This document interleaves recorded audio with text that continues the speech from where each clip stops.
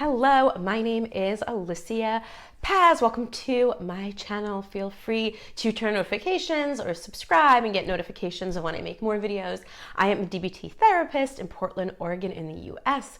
I teach DBT online at onlineCopingSkills.com, and I love YouTube. I watch a ton of YouTube, and back in the day posted a ton of videos, but over time kind of put a lot of them to private, kind of, quality changes and, the platform changes. But I decided to make kind of a lighthearted, fun YouTube video. For those who are in my DBT courses are familiar, you know that there is a studio, I have a tripod, I have professional lighting. I am actually in my dining room, best lighting in the house in a cold, rainy area, and thought that I would do kind of a lighthearted, fun video. So there's plenty of DBT skills video on this channel, but it's DBT related, but I figured I hadn't seen this out there, and I know I'm a little bit slow to the cool trends on YouTube. Maybe it's because I'm not that cool, but I was looking and I found some Google Autocomplete on other topics, like a lot of celebrities were doing it, and I just thought that DBT could use an autocomplete in a way. It's kind of a FAQ as well. So if you do not know, Google Autocomplete is, and I will have screenshots kind of pop up of what I'm looking at, but when you go into Google and you type in what is DBT, and kind of it'll come up with what the top searches are. So if you are searching for best places to travel, it might say best places to travel in the US, in Europe, in the winter, for a warm beach, for culture, for whatever might be kind of most searched. So I figured I would do a DBT version of that. So I will post the actual screenshots, totally legitimate. This is mostly off the top of my head. I have been doing DBT for almost 10 years, 6 online, so hopefully I have the answers for you. If there's any corrections, I'll be sure to annotate anything that might be a little bit off, or maybe I need to do a little research and kind of get more details on. Nobody's perfect, right? So I will begin the Google Autocomplete for searching for DBT. I have 3 prompts. If you think of anything else, feel free to leave it in the comments if you want to see another video like this, or if there's something on YouTube you're seeing that you're like, where's the DBT version? Happy to make a quick video in my living room, or in my dining room, I should say. So feel free to let me know if there's anything else that you'd like to see. So I will start with can DBT. I have my laptop next to me. So can DBT, here we go. Can DBT be done individually? So DBT was set up to be groups. It was set up and created by Marsha Linehan in the early 80s. If you're not familiar with what DBT is, dialectical behavioral therapy. It's coping skills and Buddhism, very different from traditional talk therapy. And individually, there are people that do DBT individually. On my website, I have a map of worldwide people that do it within clinics and individual. It can be done individually. I will say it's best done in a group. There's a lot you can get from a group for kind of fairly obvious reasons. But for a lot of people, DBT is not available, in their country, in their city. It's not affordable. And for a lot of people, doing DBT individually with a therapist or a coach or who you might be working with, sometimes the only option, in my opinion. This isn't, I'm not speaking on behalf of DBT, and I'm certainly not speaking on behalf of the creator, Marsha Linehan, is that I would rather somebody learn DBT skills individually than not learn them at all. And there are so few DBT clinics worldwide, and there's so few affordable options that there are plenty of people that are doing well and that are learning it individually, including my students who do it individually and on a self-paced online platform. Can DBT be used for anxiety? It can. It's one of the diagnoses I would say that DBT certainly can help with, especially distress tolerance specifically, I would say has a lot of skills that would help with anxiety. Not that there aren't others, like mindfulness, of course, as well. Can DBT help with depression? Yes, it can. And I feel like I could list a bunch of skills, but wise mind being one of them. So yes, DBT can help with depression. Please skill, it's an acronym, PLEASE. another skill that would definitely could help with depression. Can DBT be used for depression? That's kind of repetitive. Can DBT help with anxiety? Once again, can DBT cure BPD, which is borderline personality disorder? So there is not a cure for borderline personality disorder. There's really a cure for mental illness if you kind of think about it. Meds help, coping skills help, having a supportive environment definitely helps. I think we can all agree to that. Having less stress in your life helps. Having good health helps. Having access to treatment helps. A lot of things help. Diagnostically, if you are dealing with a mental health issue and it resolves, a lot of diagnosis will be listed as in remission. I'm using kind of air quotes, but it's a real thing.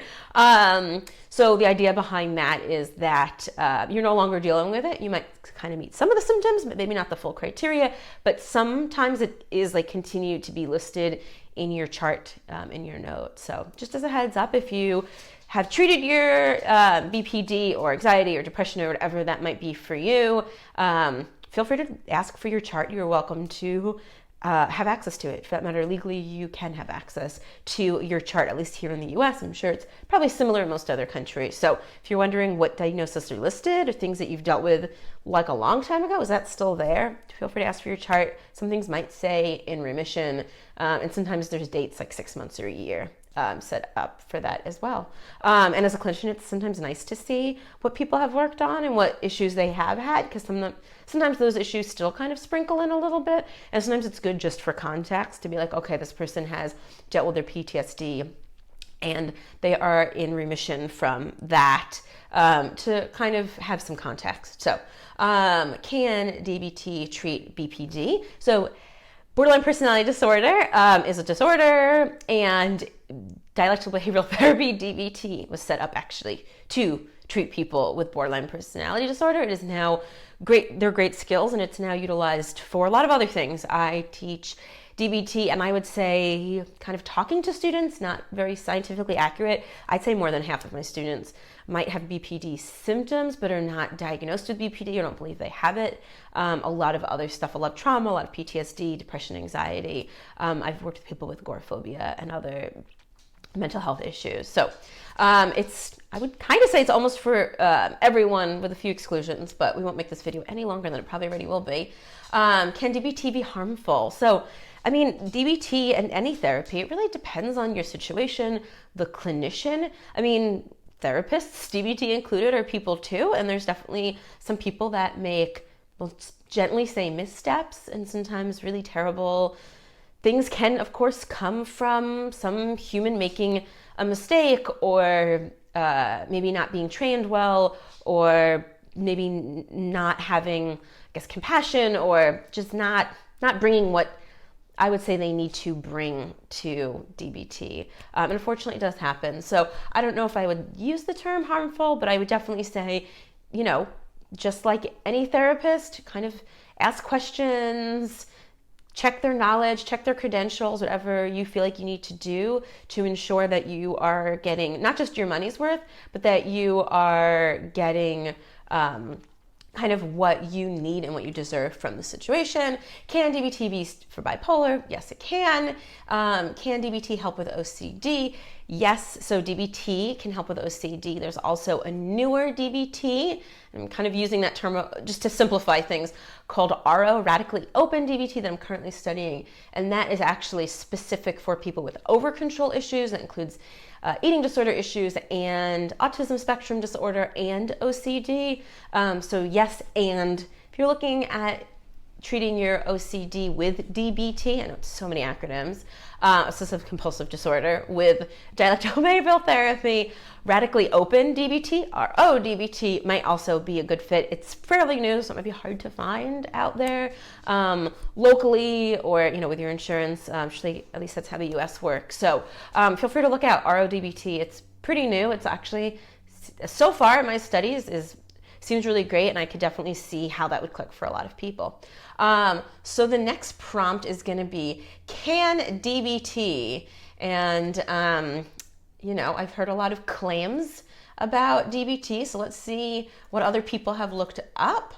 Is DBT, so is DBT Evidence-based. Yes, DBT is evidence-based. There's a ton of research on it. If you're looking for the research, I would go directly to the source, which is the company that does most of the research is Marsha Linehan's Behave Tech. So look it up. They're based close by in Seattle, and they have a lot of research. They fund a lot of the research, and there's also been a lot of colleges and graduate schools and outpatient clinics and that kind of stuff that have also done research. But it's been, well researched primarily through self-report studies. I will sort of put that out there if you're a researcher.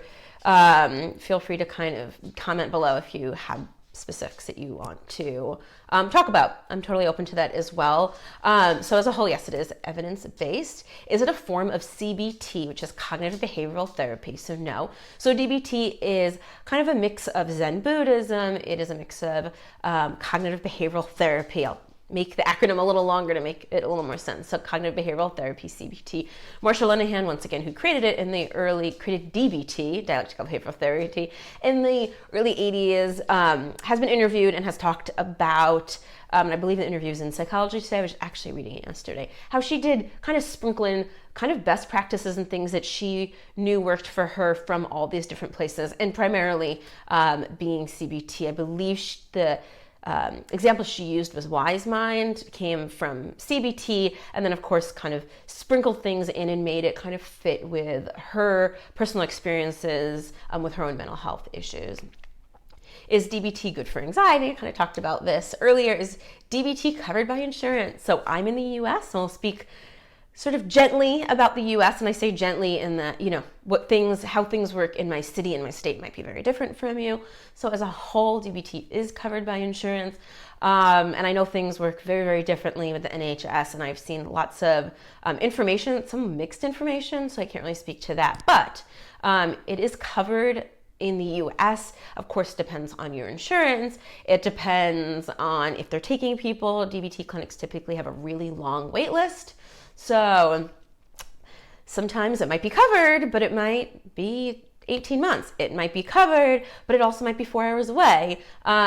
So as a whole, DBT in America is typically covered by insurance, but of course, there's a lot of specifics about that. And it's sometimes based on diagnosis. Also, DBT clinics do an intake process.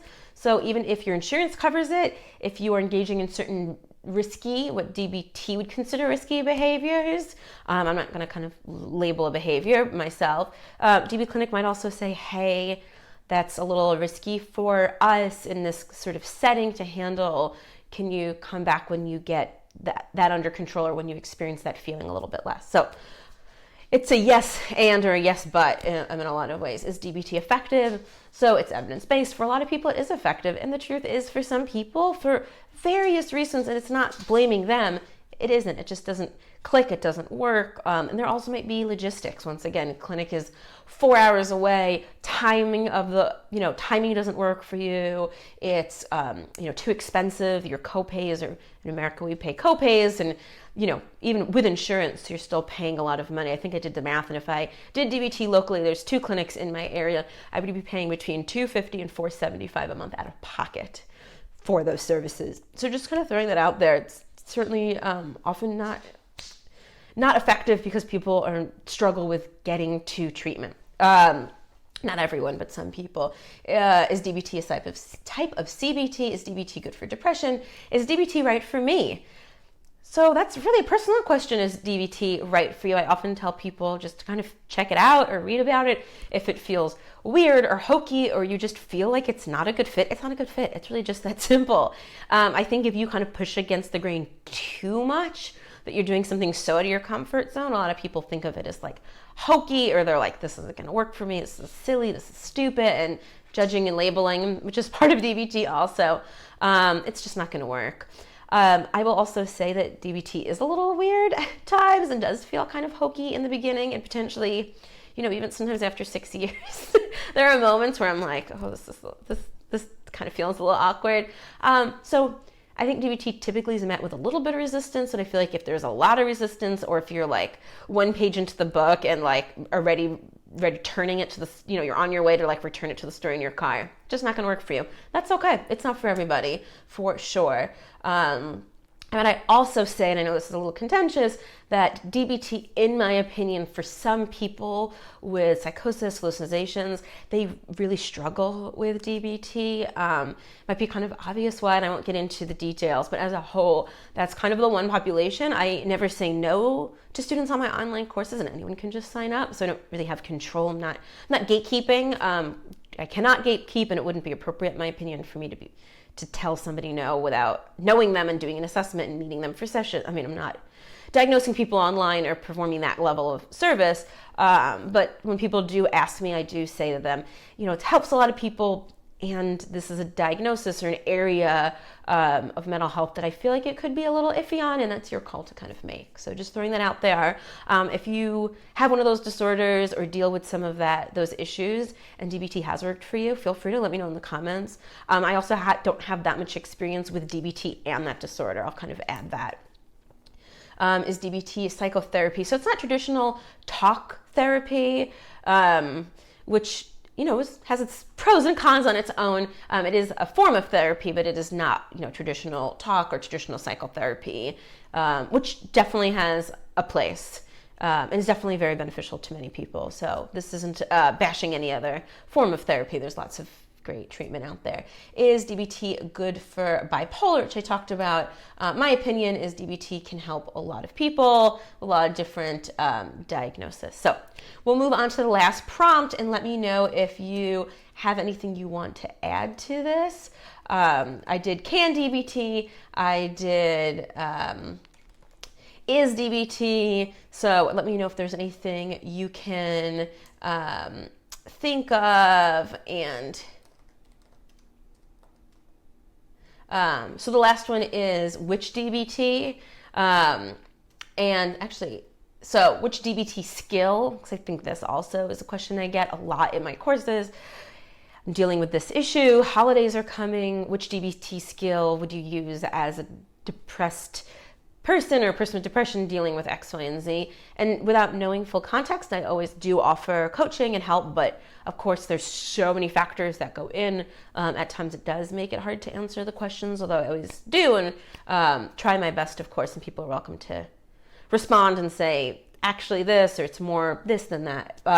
So which DBT skill should I use? There's a cheat sheet online of DBT skill and a feeling, which I think is really useful. Obviously, just like DBT, it's not that black and white, but I think it's a good starting point for a lot of people, especially if you're new or if you're in like a mindset and struggling with something to the point that you're not sure where to go with this, like you're just like feeling stuck or feeling really down. I think in general, this cheat sheet is really helpful. So I will add the link to the cheat sheet in it. DBT What Skills Activity, which is a name of a mindfulness skills, the what skills, it's like just the fact skills. And then the answers are like what DBT skills worksheets, what DBT skills, people looking for worksheets, handouts, and PDFs. So I won't get into all that. There are lots of worksheets and PDFs. And I'm not just plugging this because I now co-own the company. I plug this for a long time with no sponsorship or ads or anything like that. There is a free website that has well over 600 pages of DBT resources, videos, personal stories, worksheets, explanations, personal examples, you name it, called dbtselfhelp.com. It's been around for 18 years.